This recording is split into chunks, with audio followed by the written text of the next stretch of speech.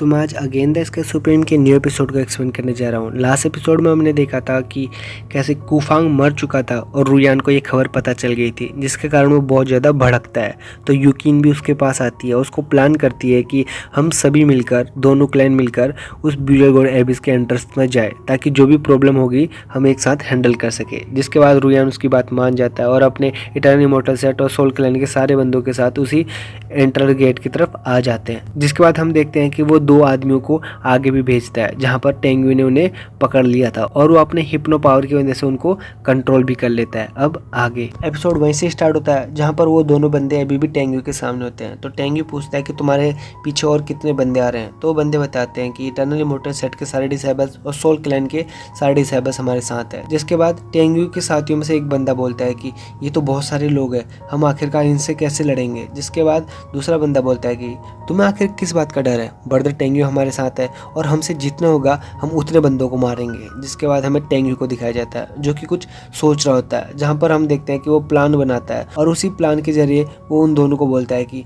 तुम दोनों वापस रुयान और यूकिन के पास जाओ और वहाँ बोलना कि ब्यूलेगोर एबिस के एंट्रेंस में हमें बहुत सारे डेड बॉडीज मिले, जो कि eternal immortal sects, soul clan और हुआंगफू सेट के बहुत सारे डिसेबल्स थे। वहाँ पर बहुत सारा ब्लड था, जिनमें से कुछ ब्लड तो इंसानों का लग भी नहीं रहा था, जिससे उनको ये लगेगा कि वहाँ पर एक बहुत बड़ा बीस्ट मॉन्स्टर है। जिसको ये सब चीज़ बोलने के बाद वो उन दोनों को वहाँ से भेज देता है। तभी हम देखते हैं वो दोनों के जाने के बाद टेंगुई सभी को बोलता है कि सभी मेरी बात सुनो, इटर्नल इमॉर्टल सेट और सोल क्लैन के यहाँ पर जितने भी बंदे आएंगे उन तुम सबसे लड़ना, लेकिन कोई भी रुयान और यूकिन पर अटैक नहीं करेगा। एक तो रीज़न ये कि वो तुमसे कहीं ज़्यादा ताकतवर है और दूसरा रीज़न ये कि हमको उन लोगों को मारना नहीं है, हमें बस उन लोगों को टॉर्चर करना है। हम लोगों को उनको जान से नहीं मारना, और उनके अलावा और भी जितने साथी उनके होंगे तुम उनको ईजिली मार सकते हो, उन पर कोई रोक टोक नहीं है। जिसकी ये सही बात वो सभी लोग मान जाते हैं। तभी हम दिखाया जाता है ब्रदर हुआंगफू को, जो कि बोल रहा होता है कि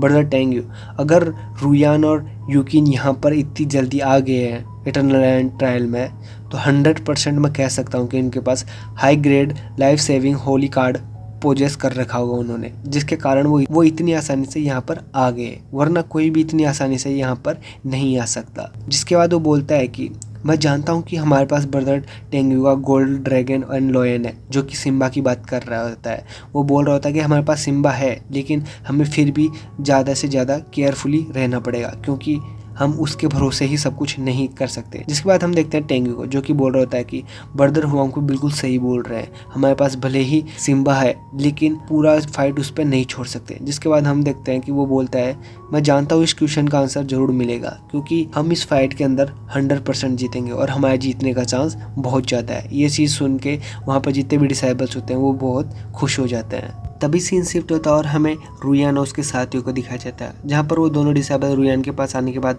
वही सब कुछ बोलते हैं जो कि टेंगुई ने बोला होता है। जिसके बाद हम देखते हैं रुयान उनको पूछता है क्या ये सब कुछ तुम सच बोल रहे हो। तो वो बंदे बोलते हैं कि हाँ यंग मास्टर, हम बिल्कुल सच बोल रहे हैं। जिसके बाद वो डिटेल में बताने लगते हैं कि हमने वहाँ पर देखा कि तीनों सेक्ट्स के डिसेबल्स मरे हुए थे, eternal immortal sect, soul clan और हुआंगफू सेक्ट के बहुत सारे डिसेबल्स वहाँ मरे हुए थे, और वहाँ पर बहुत सारा खून था, और वहाँ पर कुछ खून तो ऐसा था जो इंसानों से मैच ही नहीं करता था। मतलब वो ये बोलना चाहते थे कि वहाँ पर एक बहुत बड़ा मॉन्स्टर है। जिसके बाद वो बोलने लगते हैं कि हम ब्यूलेगोर एबिस के एंट्रेंस के 20 माइल्स तक अंदर गए ताकि हम इसके बारे में और अच्छे से जान सके, इसलिए हम जो भी बोल रहे हैं बिल्कुल सच बोल रहे हैं। जिसके बाद हम देखते हैं दूसरा लड़का बोलता है कि एल्डर ब्रदर बिल्कुल सही बोल रहे हैं यंग मास्टर। जिसकी ये सब चीज़ बोलने के बाद रुयान कुछ सोचता और वो बोलता है कि अच्छा, मुझे लगता है कि वहाँ पर एक बहुत बड़ा मॉन्स्टर है जिसने इन तीनों सेट्स के बंदों को मार दिया, और उनसे लड़ने के दौरान शायद उसको भी चोट लगी होगी और वो शायद अब वहाँ से भाग गया है। तभी वो कुछ सोचने लगता है। जिसके बाद हमें दिखाया जाता है उस लड़की को, जो कि रुयान की साथी होती है, जो कि बोल रही होती है कि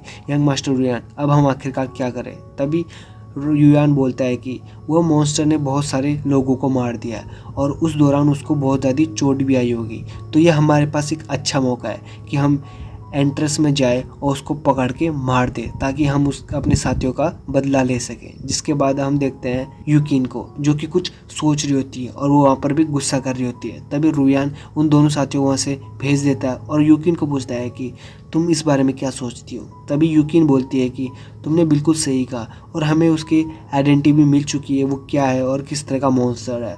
तो हमें इस चीज़ में टाइम वेस्ट नहीं करना चाहिए और उसको अभी चोट भी लगी है, तो हमें जल्दी से जल्दी बीयर्स गोड एबिस के अंटर्स में जाना चाहिए और उसका मार के अपने साथियों का बदला ले लेना चाहिए। जिसके बाद हम देखते हैं कि वो वहाँ पर एक जो मशीन उसने निकाला होता है वो उसको अपने स्टोरेज में रख लेती है और वहाँ से जाने के लिए तैयार हो जाते हैं। तभी हमें दिखाया जाता है रुयान को, जो कि यूकिन और उसके साथियों को ऑफर करता है कि तुम हमारे स्पीड बोट के अंदर आ सकती हो, क्योंकि हमारा स्पीड बोट मीडियम ग्रेड का सुजून आर्टिफिकेट रिफाइन हुआ है और ये खुद मेरे फादर ने रिफाइन करा हुआ है। तो जिसके बाद वो बताने लगता है कि इसमें डबल पावर है और ये डिफेंस भी कर सकता है और अटैक भी कर सकता है। मतलब बाहर से आने वाली चीज़ पर वो डिफेंड भी कर सकता है और अंदर से बाहर की चीज़ पर अटैक भी कर सकता है। जिसकी बात सुनकर यूकिन खुश हो जाती है। तभी रुयान बोलता है कि तुम और तुम्हारे सारे साथी इस स्पीड बोट में आ जाओ ताकि हम सब एक साथ रहें। जिसकी ये बातें सुनकर यूकिन मान जाती है और उसको थैंक्स बोल के उसी स्पीड बोट पर चली जाती है। जिसके बाद हम देखते हैं कि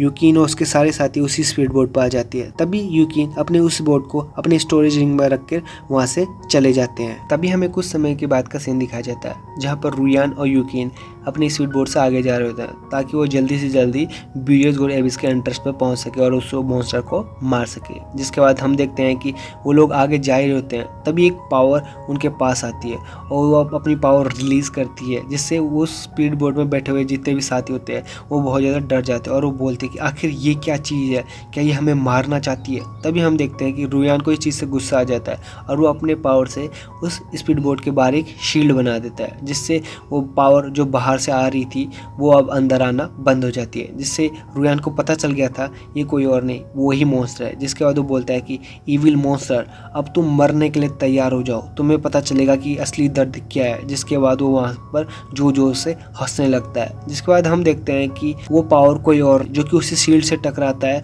तो वो शील्ड वहाँ पर ही टूट जाती है और वो अपने असली फॉर्म में भी आ जाता है। जिसे देखकर यूकिन बहुत ज़्यादा हैरान हो जाती है और वो घबरा भी जाती है, क्योंकि उसने ये इसे पहले भी टेंग्यू के साथ देख ली होती है और वो बोलती है कि मैं 100% कह सकती हूँ ये वही मॉन्स्टर है जो कि मैंने पहले भी देखा है। जिसके बाद हम देखते हैं रुयान को, जो कि बोल रहा होता है कि मुझे फ़र्क नहीं पड़ता कि ये कौन सा मॉन्स्टर है, लेकिन मैं इसे अब ज़रूर से ज़रूर मार दूंगा। जिसके बाद वो बोलता है कि मैं इसकी पावर देखना चाहता हूँ कि ये पावर कितना ज़्यादा पावरफुल है। जिसके बाद हम देखते हैं वो अपने पावर का इस्तेमाल करते हुए उस स्पीड बोट को और ज़्यादा मॉडिफाई बना देता है, जिससे हम देखते हैं कि वो स्पीड बोट और भी ज़्यादा खतरनाक और ताकतवर लगती है। जिसके बाद हम देखते हैं कि वो स्पीड बोट पहले से कहीं ज़्यादा बड़ी हो चुकी थी।